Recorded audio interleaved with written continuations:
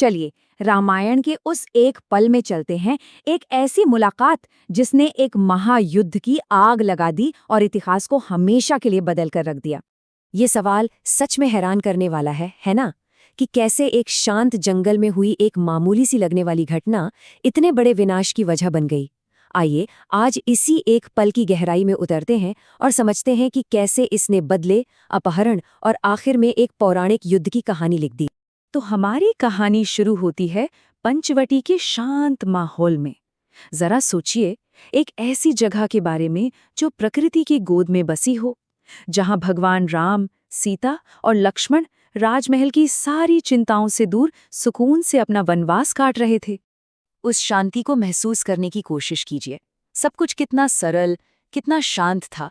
यही वो सुकून है जो अब हमेशा के लिए टूटने वाला है, और आगे जो होने वाला है उसकी भयावहता को समझने के लिए इस शांति को महसूस करना बहुत जरूरी है।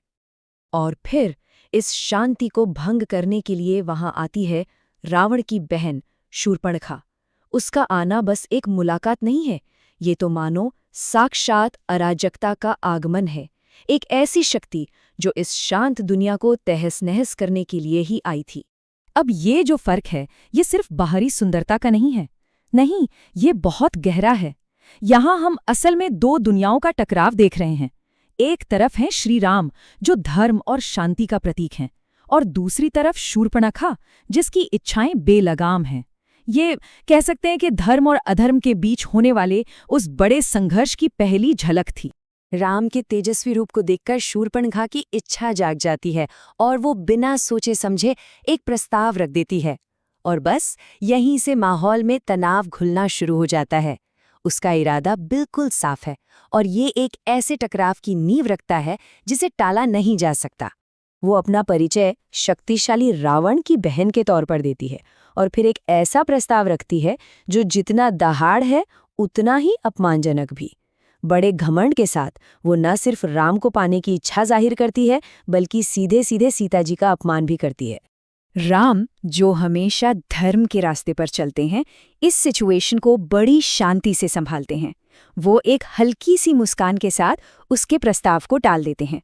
बिना गुस्सा दिखाए वो अपनी बात पर अटल रहते हैं, जो उनके महान चरित्र को दिखाता है।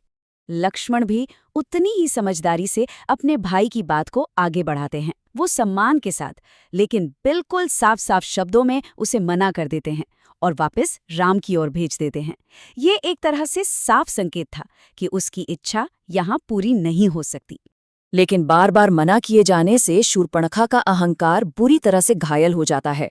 अब वो मजाक का माहौल पूरी तरह खत्म हो जाता है और उसकी निराशा एक खुली धमकी में बदल जाती है। अब यहाँ से वापसी का कोई रास्ता नहीं बचा था। और बस यहीं पर सब कुछ बदल जाता है। उसका घायल अहंकार अब गुस्से का रूप ले लेता है और वो अपना सारा गुस्सा सीता जी पर निकालती है। अब ये सिर्फ एक प्रस्ताव ठुकराने का मामला नहीं रहा, ये एक जानलेवा धमकी बन चुका था।